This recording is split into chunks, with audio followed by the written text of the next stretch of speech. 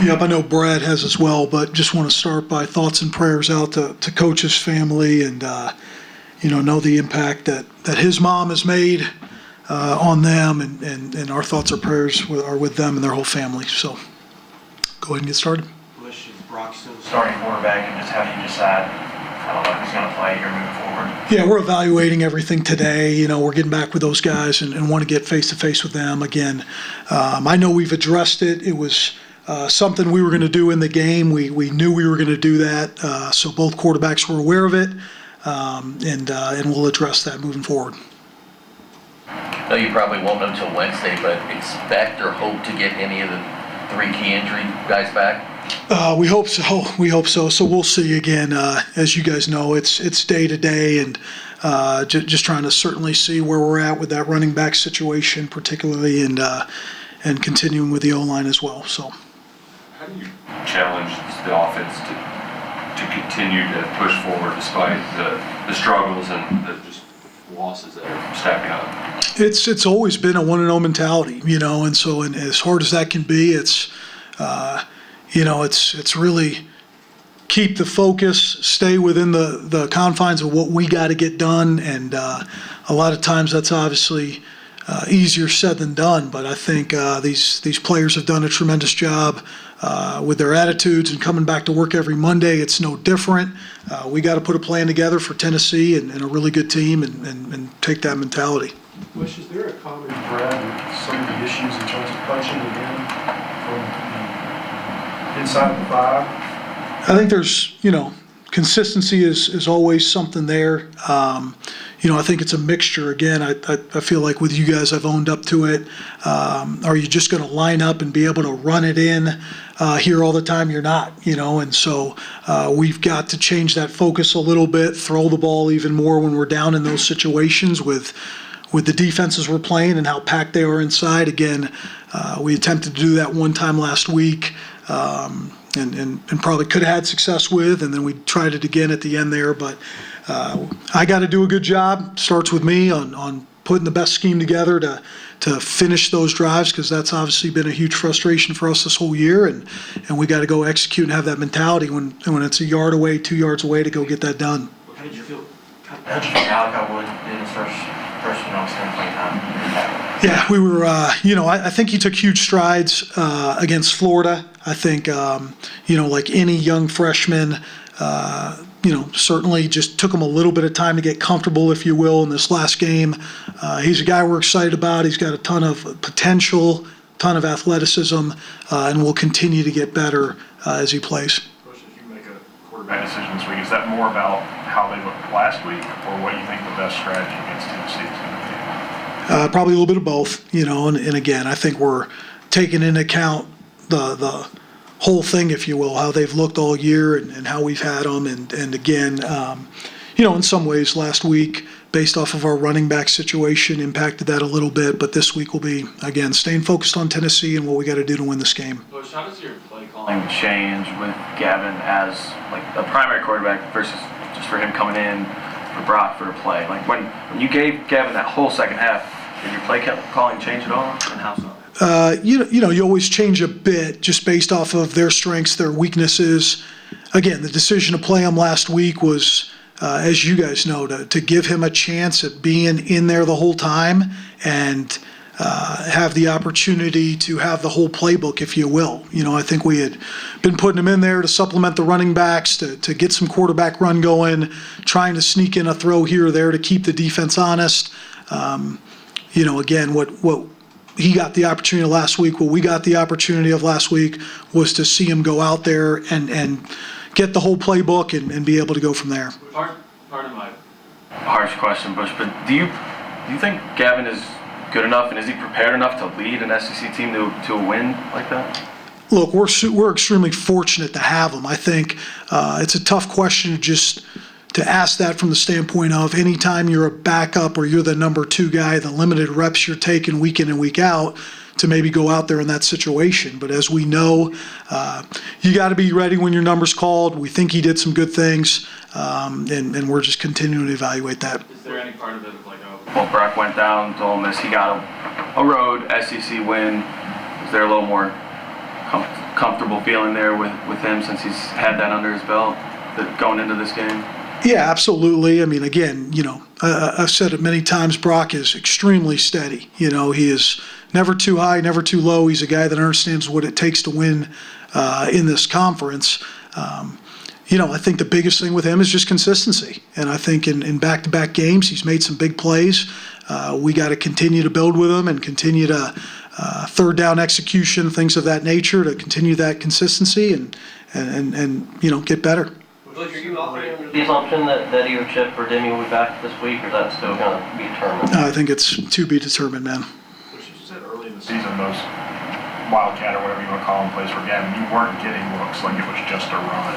Is that still the case defensively? Because it seems like that has gotten less effective, I guess, as the year has gone on. It's not as efficient as it were. Right. I think for the most part, he's done enough, whether it be the Ohio game or recent games, that people respect his throwing ability. So it's certainly not a situation when he's in there where it's obvious throw situations for us, right? Defenses are still playing guys on the back end, taking away explosives there. But again, everything, I think the biggest thing is just, right, we know exactly where we're at right now, and we're not going to just sit there and do the same thing over and over again and expect different results. That's the offensive line, movement and the different guys we've played there, the running back situation, finding out who can create explosives.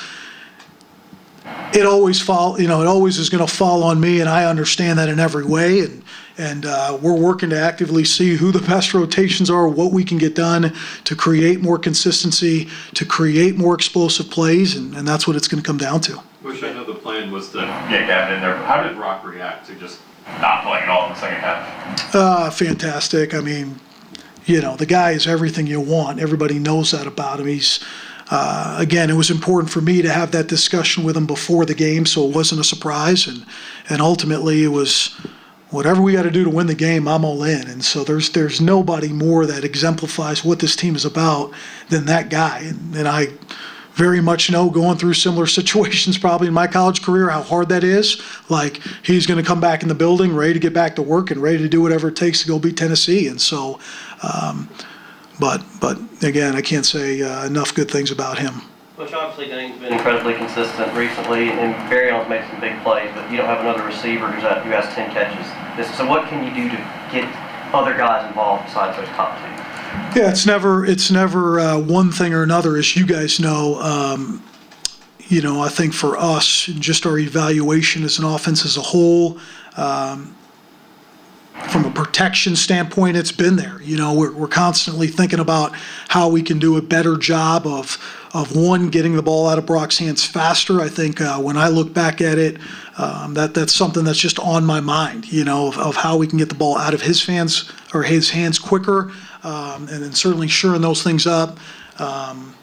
Again, I think when you have a guy who's been as consistent as Dane, when you do have an explosive player like Barryon, as you know, it gets harder and harder. Who's the third guy? Who's the fourth guy to get those touches, especially in this kind of conference? And so, we feel good about those guys in that room and what we're building there. Getting those guys touches is important, but we got to make sure we're getting the ball in those other guys' hands as well. How does this Tennessee front compare to some of the other ones you faced so far this season? As good as anybody in the conference. So just top to bottom, I think defensively, these guys have game wreckers.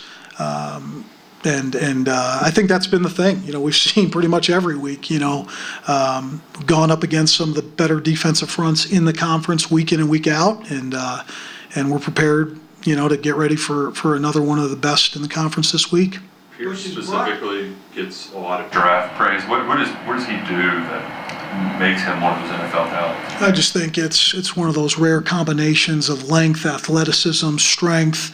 But in some ways, it's maybe similar to the South Carolina situation where there's a ton of talk on him as it is deserved, but the guy on the other side is as good, every bit as good a player as we've seen in the country, and they play a lot of guys on that defensive front, and a lot of guys maybe don't receive as much attention, but this is an extremely talented group. Bush, how did Patterson and Wilcox play? it's all relative. I think they did a good job. I didn't think the moment was too big for them, if you will. You got to take into account the fact that these guys are freshmen who are really getting some of their first live action. And so, certainly a lot of things to be improved on, if you will, more so not necessarily with just how they ran the football, but from the standpoint of the protections and handling those things, right? There's just a lot more on the running back than just maybe what meets the eye in the run game. And so, again, we're trying to simplify it for those guys, trying to make sure they know what plays they're in for so they know exactly what they need to get done. And we're excited about their growth. Bush, is Brock maybe locking on the receivers a little too much, having trouble with progressions? Is it a matter of not a whole lot of clean pockets? Can you put your finger on them? I think that's the experience part, in a lot of ways, especially in third down situations when the defense knows, you're in a throwing situation, and the ability for them to disguise coverage and, like you said, getting through certain progressions, and that will get better over time. I think he's in a situation where he's a mature guy. I think when you guys meet with him, he's a mature guy. You're not dealing with a freshman, but experience is experience, and he's going to continue to get better. But I would agree. I think that's something we've talked about in back-to-back weeks, certainly in third down situations and fourth down situations. They're playing man or they're playing zone, and the direction it goes with based off of what they play, your progression changes, and the recognition of that's going to be critical for him to take the next step. At this point in the season, how do you balance offensive consistency, but also, like you said, switching up a couple new pieces to try to make new explosive plays and stuff like that? The question of how do you balance that? Yeah. It's never perfect, right? Anytime you're in a situation where you're maybe midway through the year still trying to figure out who some of those critical pieces are, you do the best you can with it, and I think that's where we're at. And obviously you want to be in a situation where you know exactly who it is, and they've played in the system for multiple years and have that SEC experience. But we're taking one day at a time. I think that's the biggest focus, 1 week at a time. Who's going to give us the best chance to win this game? And with that being said, making sure guys are given opportunities who deserve opportunities and go from there. You've coached in that stadium before. What kind of problems does that present, especially if you've got young guys in the backfield and at right tackle? Yeah, I think we all know. You know what I mean? It's a loud environment. This will be, I think, my third or fourth time being there on the road, and but an awesome challenge, I think, in a lot of ways for us, especially offensively. It's critical. The message is we're all we need. The guys in that room, and this is why you come to Kentucky. This is why you play in the SEC. Maybe not to be exactly where we're at right now, but this is the test of all tests. And I'm excited to get back in there with those guys.